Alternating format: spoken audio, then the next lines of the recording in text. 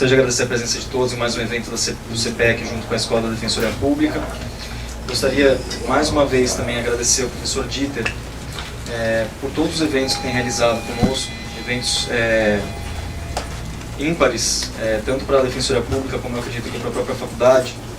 Inclusive, antes de a gente começar a jornada de hoje, eu gostaria de lembrá-los que todos os eventos realizados nessa parceria estão disponíveis no YouTube. Professor Nando Batista, professor Juarez Tavares, Juarez Cirino, estão todos os vídeos disponíveis no YouTube para quem quiser assistir.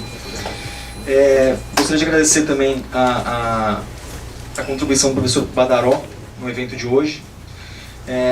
Nós, isso é uma autocrítica aqui em relação à Defensoria Pública, à Escola da Defensoria Pública, nós ainda estamos carentes de eventos de processo penal. Eu acredito que, nesses tempos que se anunciam, seja crucial estudar essa área, voltar um pouquinho a atenção. Nós temos inúmeros eventos de penal, mas processo penal ainda são poucos, então talvez esse seja um primeiro passo de outras parcerias aí para o futuro. Bom, eu gostaria sobretudo de agradecer a presença dos professores Ricardo, professor Geraldo. Na verdade, um motivo de muito orgulho recebê-los hoje. De novo, é quase uma necessidade ouvir os professores falarem sobre o processo penal. Sem mais delongas, eu vou apresentar os professores. Professor Ricardo Jacobsen, professor de programa de pós-graduação e coordenador da especialização em Ciências Penais da PUC do Rio Grande do Sul, mestre em Ciências Criminais pela PUC do Rio Grande do Sul, doutor em Direito pela Universidade Federal do Paraná e pós-doutor pela Universidade de Nápoles, Federico II. Professor Geraldo Prado é professor associado de Direito Processual Penal na graduação e pós-graduação em Direito da Universidade Federal do Rio de Janeiro, mestre e doutor em Direito pela Universidade Gama Filho e pós-doutor em História das Ideias e Culturas Jurídicas na Universidade de Coimbra. É consultor externo da Agência de Acreditação de Ensino Superior de Portugal e investigador do Centro de Investigação em Direito Penal e Ciências Criminais da Universidade de Lisboa. É professor visitante na Universidade Autônoma de Lisboa e colaborador permanente da Revista Portuguesa de Ciência Criminal. Eu desejo a todos um excelente evento e, sem mais delongas, passo a palavra para o professor Geraldo Prado. Muito obrigado.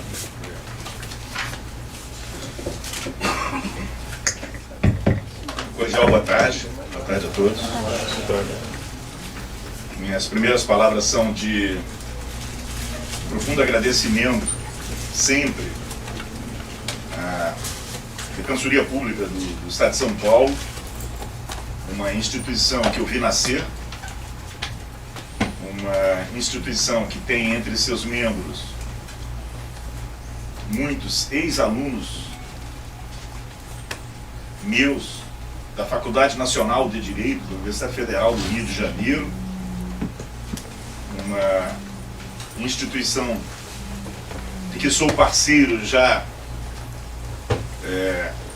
há bastante tempo em iniciativas que considero talvez as mais promissoras, que são os cursos de formação de assessores jurídicos populares,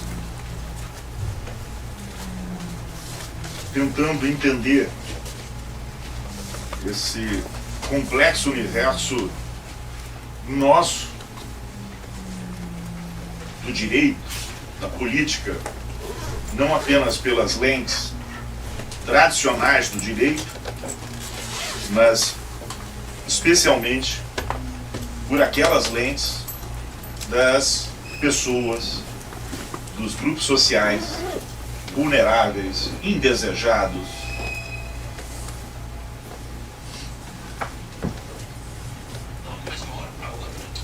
Há uma expressão que eu ouvi de Boaventura de Souza Santos.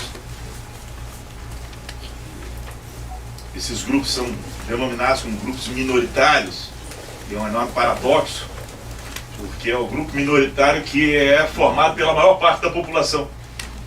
Então são grupos minorizados, porque não são minoritários em termos quantitativos, mas o são no gozo dos benefícios que a sociedade industrial e pós-industrial ela oferece às pessoas, aos seres humanos. É uma parceria, como eu disse, que me orgulha muito e que me faz, muitas vezes, encontrar um tempo desse tempo, objetivamente, ele não existe. Não apenas em relação ao Estado de São Paulo, um dos últimos estados da Federação a formalmente instituir uma defensoria pública, como todas as defensorias públicas e todos os movimentos de assessoria jurídica popular, incluindo aí a RENAP, em todo o Brasil. Portanto, Rafael, muito obrigado mesmo de coração pelo convite. Como eu disse ao mestre de todos nós, ao querido juiz e professor Marcelo Semer, viria de graça para cá. E tenho também um outro motivo de orgulho, que é de compartilhar essa mesa com o professor Ricardo Jacobs Glockner. Eu fui aluno no mestrado, investigador no mestrado, não é exatamente o aluno, né? De um grande amigo, de um processualista penal, que foi um dos responsáveis por eu ter escolhido o direito processual penal como campo do saber das minhas principais investigações. Ele se chama Afrânio Silva Jardim. O Afrânio é extraordinário como jurista e mais extraordinário ainda como militante político, como ser humano, como exemplo de vida. E lá em 2003, por alguma razão, o Afrânio ele resolveu abandonar o direito e passou a ser criador de dog alemão. Ele tem tudo que o Afrânio faz, ele faz com, ele é um tanto obsessivo, né? Ele é obcecado com as coisas, tudo que ele faz de forma intensa. Acabou campeão mundial lá de dog alemão. Mas o divórcio dele com o direito se dá em um momento em que ele, na formação marxista, de maneira muito clara, se convence da impossibilidade do direito ser um instrumento de transformação social na América Latina, o que era paradoxal porque coincidia com a ascensão de um governo popular no Brasil. Mas ele se afasta. Passa o tempo. Nós somos muito amigos, muitíssimo amigos. E a onda conservadora e reacionária, ela começa a ganhar consistência no Brasil, na América Latina e no mundo. Mesmo as posturas que eu particularmente denomino de conservadoras, de defesa da Constituição, que enxergam na Constituição uma espécie de Bíblia, um instrumento sagrado, pensando a Constituição por ela e não por aquilo que ela deve proporcionar às sociedades, particularmente à sociedade brasileira, mesmo esses conservadores passaram a sofrer intensamente com essa onda reacionária que nos traz hoje a situação de vermos as principais instituições brasileiras, as principais instituições públicas brasileiras violarem textos expressos da Constituição. E o Afrânio, ele renasce nesse contexto exatamente porque ele tem uma história de luta política no campo popular. Ele entende que é necessário voltar à arena jurídica na qual muitos dos enfrentamentos estão se fazendo hoje, certo protagonismo judicial nas decisões políticas e empenhar a sua inteligência na luta contra essa ascensão autoritária. E ele me liga. Eu disse isso para o professor Ricardo. Assim, Geraldo, eu fiquei 12, 13 anos afastado dos estudos do processo penal.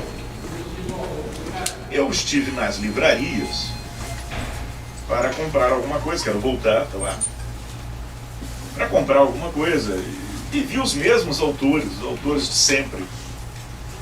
Não há novidade no campo do processo penal.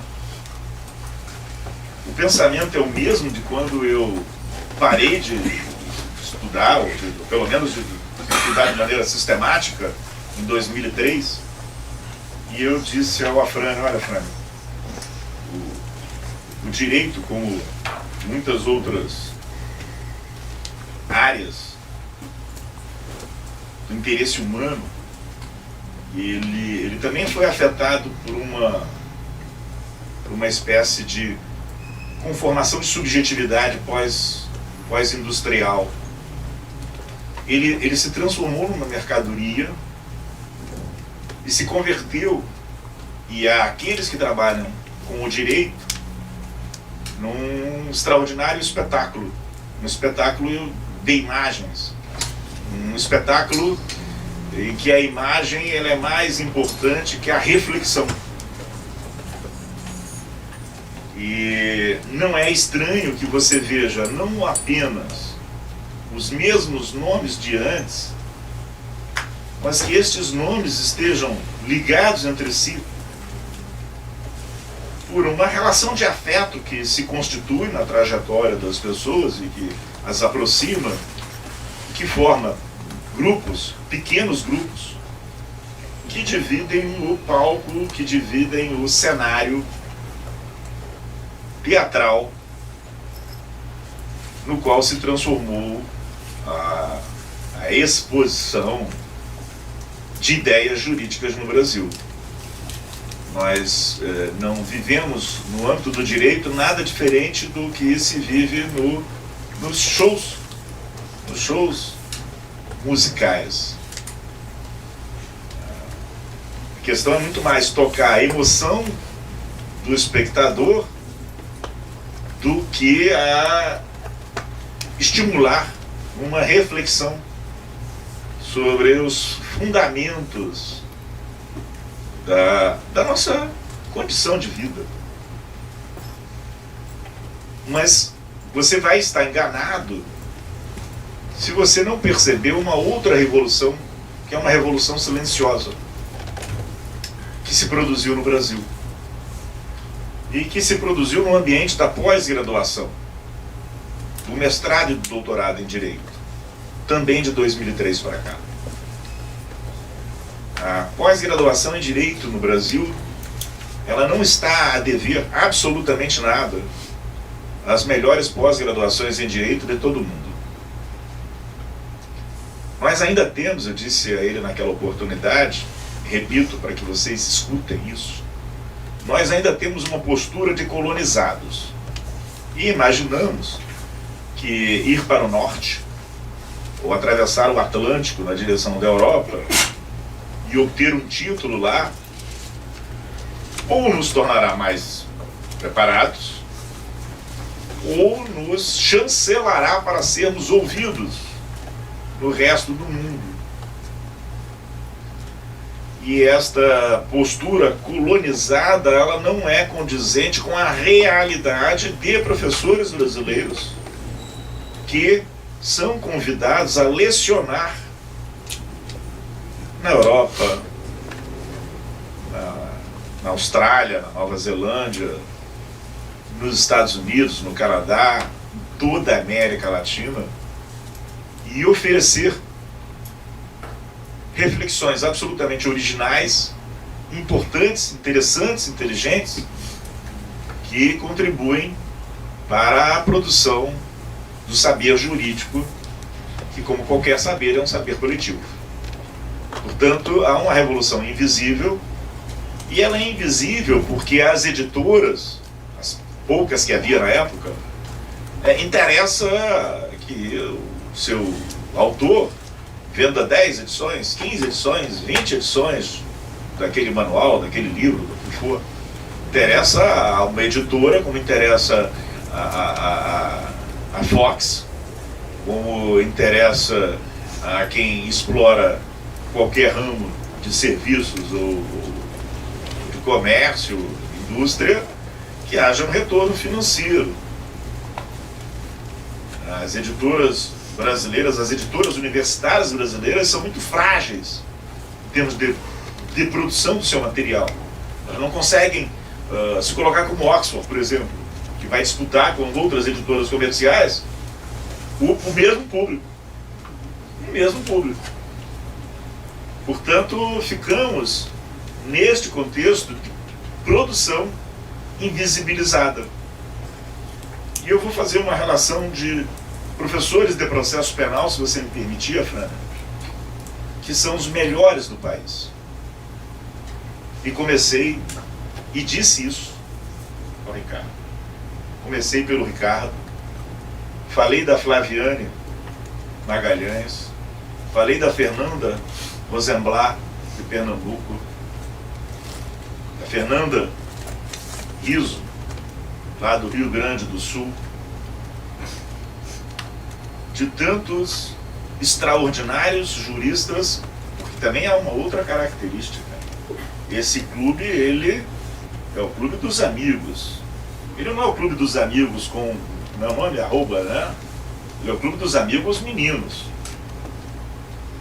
A Fernanda Rosenblatt é professora em Pernambuco, em Londres e em Nova York. Fernanda Riso em vários lugares do mundo. O Ricardo na Itália.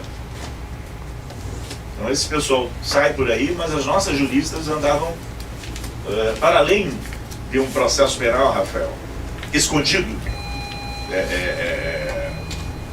ali submetido a um certo processo de colonização pelos outros campos do saber jurídico. Tem isso, os juristas do processo penal invisíveis e as juristas do processo penal invisíveis. Portanto, nesse seu projeto de impulsionar os estudos de processo penal, já lhe disse aqui dois nomes de duas juristas que são disputadas, que as publicações delas saem primeiro lá fora para depois sair no Brasil. Flaviane é professora em Roma 3. E disse isso ao Frank. E comecei com o nome do Ricardo. Oi? Professor Salah, querido amigo, com quem os professores com os quais eu tenho o enorme prazer de compartilhar a coluna lá no Justificando Carta Capital. Salah Khaled, a Camille Poli, de Curitiba, Camille o nome dela, mas a gente chama de Camille, né? Camille Poli, o Antônio Pedro Melchior, do Rio de Janeiro, e o extraordinário, absolutamente genial, Flávio Antônio da Cruz, lá de Curitiba. Portanto, nós temos aí autores que são conhecidos no mundo e não são conhecidos no Brasil. Yuri está caminhando lá para a conclusão da tese dele de doutorado sobre temas de epistemologia e prova. Ricardo, é uma honra dividir essa mesa com você. É uma honra. Bem, ficando nessa introdução, e volto a dizer, vai ser frustrante. O curso começa amanhã, depois das 18 horas, com o Ricardo. Até lá, vocês vão ter que aturar uma pessoa frustrada, tensa, aborrecida, sem nada, sem nenhuma segurança do que vai dizer. Ainda antes de começar a exposição e explicar como é que eu dividi o curso, eu quero insistir nesse ponto do saber, na questão do saber, nas epistemologias do Sul, a questão do nosso saber, o saber que nós podemos produzir. Aqui no Brasil, em São Paulo, na América do Sul, na América Latina. Eu sou de uma geração que acompanhou essa trajetória política brasileira, que sai da ditadura empresarial militar para um regime formalmente democrático. Como eu disse a vocês, eu tenho uma formação no direito processual penal, que, como a de qualquer um contemporâneo meu, era uma formação tipicamente dogmática. Deixa eu ver aqui em que ordem vão aparecer as coisas.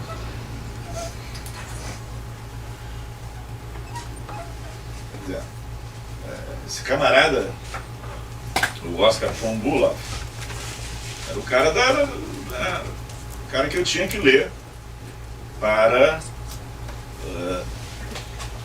ser um professor de processo penal. Meu professor de processo penal, ainda vivo, bem velhinho, ele se chama Weber Martins Batista. Ele, juntamente com Ada Pellegrini Grinover, Antônio Magalhães Gomes Filho e Antônio Scaranci Fernandes, é autor do anteprojeto da lei que instituiu no Brasil os juizados especiais. E é dele, do professor Weber, a ideia da suspensão condicional do processo, prevista no artigo 89 da Lei dos Juizados, que ele irá defender pela primeira vez no início dos anos 80 e que será incorporada por um importante jurista português da geração dele, chamado Jorge de Figueiredo Dias, ao Código de Processo Penal de Portugal, quase que uma década antes de entrar no nosso ordenamento jurídico. Então eu fui aluno do Weber, e o Weber era um professor rigoroso, sistemático, do tipo dos professores do Largo do São Francisco. Tem até essa amizade, né, irmão? Da proximidade. Vocês vão ver que o universo por onde nós vamos passear só espacialmente está no Largo de São Francisco, porque estamos aqui. Mas não é o universo do Largo de São Francisco. Mas a minha formação foi essa. E aí, na virada democrática, eu vou me aproximar, como muitos da minha geração, dos pensadores críticos brasileiros que queriam aproveitar o final da ditadura para dar um salto maior, para ir além da democracia formal, de uma democracia meramente política, e considerando a história brasileira e latino-americana de dominação e de exploração, oferecer no universo do direito alternativas emancipatórias e transformadoras. Quando eu estava estudando, nessa minha formação de base dogmática, um autor importante, cujo livro foi traduzido para o português, está disponível nas edições da Sérgio Antônio Fabres, Eduardo Novoa Monreal. Ele escrevia com os olhos voltados para os anos 70, algo como, e é o título do livro, O Direito como Obstáculo à Transformação Social. Portanto, leiam esse livro, é um clássico, O Direito como Obstáculo à Transformação Social, Eduardo Novoa Monreal. A minha geração queria inverter o polo, queria uma virada nisso. Queria o direito como instrumento de transformação social. Claro que nós tínhamos, e depois isso se mostrou, se revelou muito forte, de maneira muito vigorosa, nós teríamos pela frente o nosso próprio discurso a nos enfrentar. E talvez, naquele momento, um olhar tão centrado na América Latina não nos tenha facilitado as coisas, no sentido de entender que outras sociedades que também haviam experimentado esta transição do autoritarismo para a democracia se depararam com problemas e questões paradoxais que envolviam o direito. Nós tínhamos, nos anos 70, duas mulheres geniais, ambas venezuelanas, Rosa Delonmo e Lola Añar de Castro. Lola Añar de Castro, ela tem um livro que é Democracia e Sistema Penal. E eu imagino que a Lolita seja uma bibliografia aqui de um curso que o professor Maurício Dieter oriente. Nesse livro dela, Democracia e Sistema Penal, Democracia e Justiça Penal, ela vai dizer o seguinte: a concepção dela de democracia é ascensional, é da base para o topo, confrontando a matriz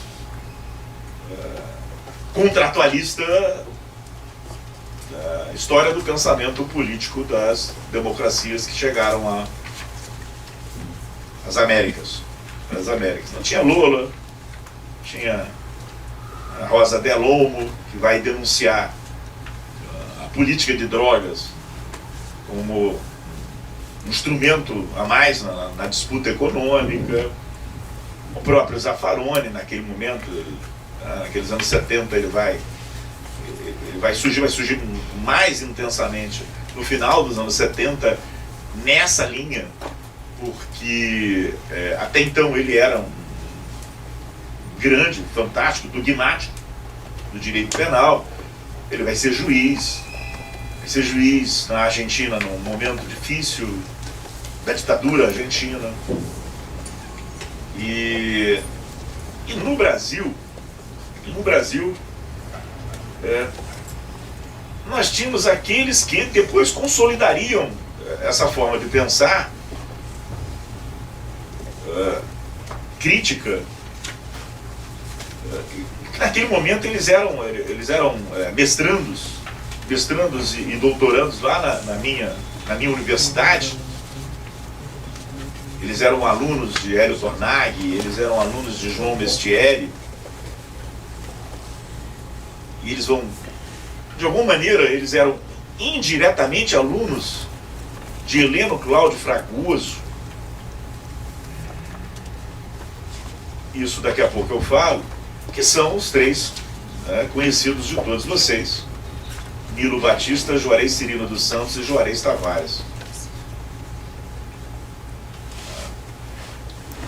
Esses três vão dar um giro ali, mas naquele momento, quem eram os professores? Hélio Tornaghi, João Mestieri, Paraná, René Ariel Dotti.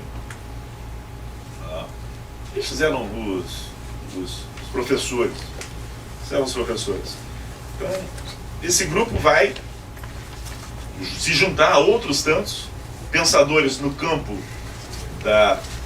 daquilo que hoje nós denominamos teoria do direito, da sociologia, da história.